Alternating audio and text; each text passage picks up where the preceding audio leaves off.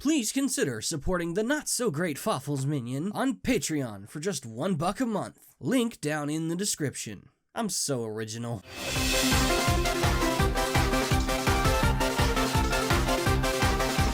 I've always been crazy, but as the newest graduate of Mental Elemental, I take the dip from the Ploma and lump it with the shit. What's a certified dipshit like me setting up a mainline Pokemon product with all the rickety questions for? Newsflash, primetime Pokemon's never plunged below average, and never ever will. But to appease the general curiosity and the many requests thrown my way, it would no doubt help to judge the Gen 7 refreshes with the signature criteria. Pokemon Ultra Sun and Ultra Moon, are they sister games or sequels? Well, a bit of both. Adding new, resurfacing old, and all the while leaving the public to question, how necessary was it? Now, keep this in mind. Each pro and con centers on the game's relation to the original Sun and Moon. Good being improvements and triumphs, while the bad being downgrades and disappointment. Think that's clear enough. Forces of good, legions of bad. Which is more to be had? Opinion or fact? I'm on the attack. The Alola Dex has seen a moderate upgrade in size. Jumping from 300 to 400, many Pokemon previously unobtainable in the native lands finally have a chance to join your family. Sure, yeah, this really doesn't mean much to those with Pokemon Bank, like moi, but not everyone does. Choosing from new options like Noibat, Bisharp, Clawitzer, Mienfoo, Larvitar, Golett, and Mareep, without needing to fork over a paper Lincoln? How thoughtful. Freaking believable! They added new Pokemon? Mid-generation? Wild. Newcomer Ultra Beasts, Blacephalon and Naganadel be nuking homes and ending lives. Stakataka makes China's wall look like tissue paper, and I have the mightiest need for a Poiple plushie. Name your price, you corrosive cutie! By all intents and purposes, this game serves as a reminder to the now fear-struck Pokemon world.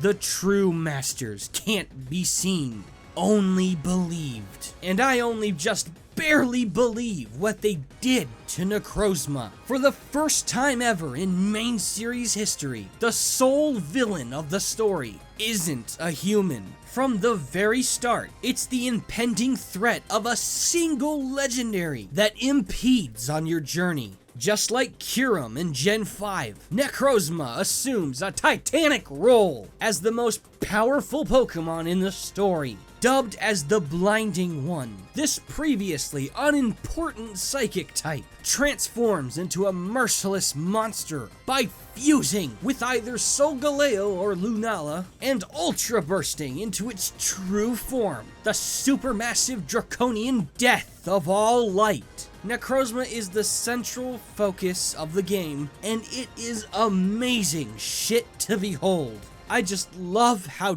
dedicated they are in making this thing feel like a next level threat. God damn, someone on the dev team sure liked Mario Odyssey, cause the totem stickers just reek of the same plucky scavenger hunting. There's 100 of these suckers all over the region, and collecting them yields an interesting prize. Totem-sized Pokemon, more specifically the ones you face in the trials. A nice bonus to any of those dying to get their hands on a Mimikyu as big as they are. Many fans were eager to hear any news of new move tutors. And well, we got them. True, not everyone's hopes were tailored to, but having widespread access to all 3 elemental punches, Defog, Knockoff, and Icy Wind, man, that feels good. Now, Top of Keku gets Thunder Punch, Contrary Lurantis gets Superpower, and a ton of others reclaim physical ice coverage, and top-notch entry hazards in the form of Ice Punch and Stealth Rock. Not having to transfer from past games for the sake of keeping a good move, you know, that's some nice convenience. God damn, is Ultra Space sweet! After finishing the game, the OU gateway to the Uber Beast's homeworld opens up. Yeah, the minigame sucks, but it has incredible spoils. To begin with, you can catch the Ultra Beasts in their natural habitat as many times as you please. On top of being unlimited, the shiny locks on Nihiligo, Buzzswole, Pheromosa, Zerkatry, Kartana, Celestiala, and Guzzlord have finally been lifted. So if you're an Ultra Beast fan, you better believe this is your game. Speaking of shinies, Ultra Space Running has the potential to turn the 1 in 4,000 chance into a 1 in 3 chance on a specific cluster of 20 Pokemon. That's seriously cool. This ties in with the previous point, but I feel it's worthy of special notice. Ultra Sun and Moon have the largest pool of obtainable legendaries in the series. I'm not kidding. Every single non-mythical legendary can be caught across both versions. Oh, and that ridiculous shiny chance increase also applies to these. Be warned though, they can only be caught once. Remember how much of a pain it was to evolve Charjabug and Crabrawler in the originals, making us wait until the end of the goddamn game? Get out of here. Well, I'm happy to report that's no more. Pokemon like Vikavolt, Magnezone, Probopass, and my boy Crabominable can be naturally evolved much earlier now, with Blush Mountain now being an alternative to Vast Pony Canyon, and the entryway to Mount Lanakila at North Tapu Village can serve as your seafood deep freezer. Thank you. For as much as I have to say against them, Team Rocket coming back for the post-game? That's pretty cool. Giovanni manages to round up every villain figurehead from every past generation in an effort to amass an army of Ultra Beasts and take over everything. Bro, you can buy Beast Balls, and they're free for the taking. Low profiling's a gift, my not friend. Team Rainbow Rocket, lame rebranding aside, is a series of kick-ass rematches with the big baddies, and they all have the legendaries they originally worked to get. Pretty cool, although they no longer pursue their intended goals. Damn, Giovanni's got a fat-ass bribery budget. Fuck what people say. Hal's awesome. A good character in Sun and Moon, and now he's even better actually. A tiny touch I really appreciate is the added spine to our little Malasada muncher. Hal's bucked up since last time, and seeing him grow just a bit farther came a long way. He actually defeats Grandpa Hala and even Gladion off screen. Oh, and need I mention, he's the final boss, and his theme kicks ass! Proud of you, buddy. Sweet Jesus, the soundtrack. Man, what did you expect? Obviously the best.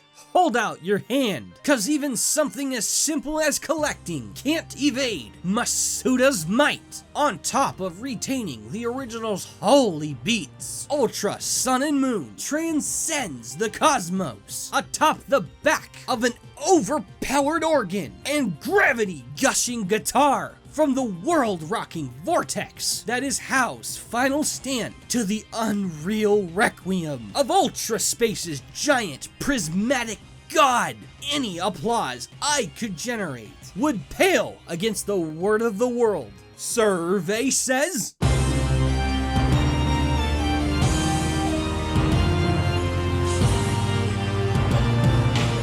God damn!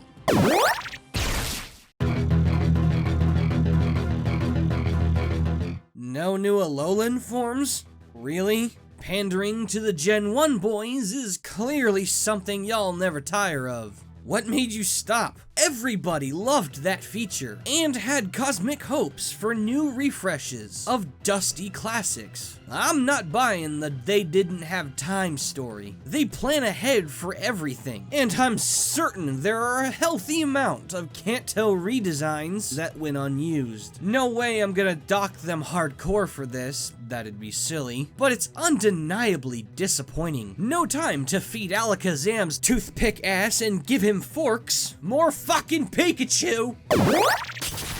Complaining about story in a Pokemon game makes you look like a rickety fuckwad half the time. I've earned my dignity, thank you very much. So watch as I harp away on a notable downgrade from Sun and Moon. I've noted that I like the new focus on a dangerous legendary. That's not the problem. It's the way they retconned Lucamine. She was originally a fresh take on a Pokemon villain, being this psychotic MILF with an uncomfortable obsession with superficial beauty, to the point of mentally asphyxiating her kids. It was dark, yeah, but damn if that's not a badass type. In Ultra Sun and Moon, she's been regressed to noble maternal figure that simply yearns to defeat Necrozma and save the region.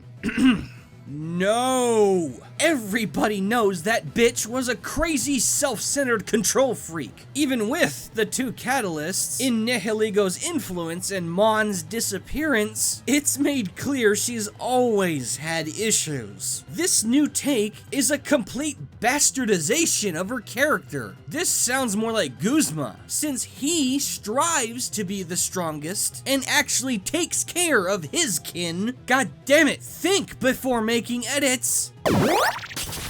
With Lucamine's character butchered, it's unfortunate to report that Lily and Gladion are downgraded baggage. Now that their mother is no longer the direct threat, their arcs have either zero resolve or just don't work with the new direction. Wasn't Gladion's original goal to stop his mom from ruining Alola with her involvement with the Ultra Beasts? That doesn't really work now, and leaves the dude as little more than a moody escort that goes down fighting a meaningless cause. Come on! And Lily? Well, her goal in saving Nebby remains intact, but her relationship with her crazy bitch mother is a shit ton less interesting since, oh no, Lusa's a selfless angel. And get this, Lily settles things with her mom in a quick little chat off screen. You can't be serious. You're gonna sweep her entire conflict under the rug, and a Smogon sweep at that? Fuck that noise. Now we get into a problem the originals had, and it's frustratingly even worse this time around. The start is slower than a Reggie kick-ass coming out of bed. I'm all for clean conveyance, but Jesus Christ, give us an option to skip the tutorials. It's as easy as yes or no, people. The greater half of the first island is time-trashing fluff you can't bypass. This makes new playthroughs hard to go through with, and it should have been hotfixed with simple choices. If Mario and Luigi can learn this, so can the highest-grossing media franchise in history. The most common complaint I've heard is that all significant additions don't surface until the end. And it's true, unfortunately. Necrozma, Ultra Space, Team Rocket, the new Pokemon, none of that happens until you reach the final island. For most of the game, the adventure is on repeat, which can be remarkably discouraging to those that replayed the originals just before these came out. Double battles still lag, even on newer 3DS models. I love doubles, but not when the frame rate chugs down to single digits. Was there really no workaround? I don't need to see the trainers. Whatever. You'd be forgiven for not knowing, but there was actually a 5th new Pokemon added in this game. Oh yeah, this weird Digimon-looking mofo is Zeraora. He's completely unobtainable and serves as a pointless mythical mon. I hate when Game Freak does this. Why put a Pokemon in the code if we can't fucking get it? It's not like it makes you money. Besides, this electric shithead's supposed to compete with Tapu Koko? Get real, Renamon. I don't like the Rotom boosts. We already have the overpowered experience share to push our baby stroller along, handing out free stat boosts, full restores, max elixirs, store discounts, and holy shit, an extra use of our Z moves is hardly necessary. I can identify Pokemon through nothing but their cry, motherfucker. I don't need help.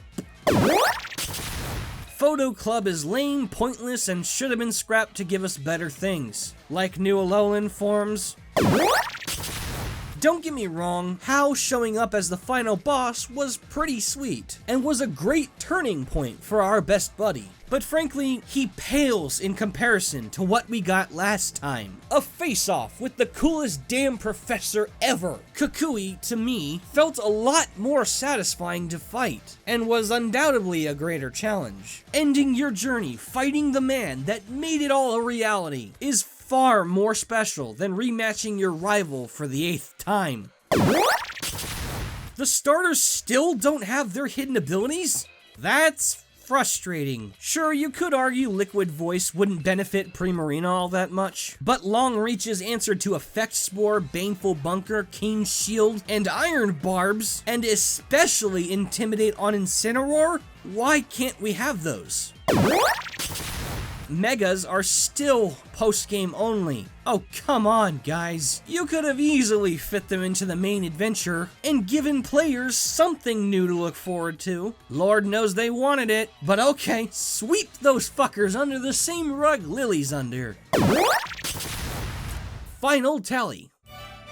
That was a close call. I'm not gonna pretend like it's an effort worth ignoring, but Ultra Sun and Ultra Moon, as the 3DS's final hurrah and sister installments to some of my favorite Pokemon games, well, they're not all there. Compared to the likes of Platinum, and especially Black and White 2, they really struggle to revamp their predecessor. And I understand why. It boils down to Sun and Moon not needing a revisit in the goddamn slightest. A sequel? Hell yeah, but not a refresh. Especially one that downgrades the story just for the sake of adding content that was too late for round 1. Whether it was from anniversary deadlines or the 3DS's dying breath, who knows? I do believe the originals offer a better experience overall, but if you're new to Gen 7, definitely get one of the Ultra games. They're solid as a whole, even when they seem to be missing their soul.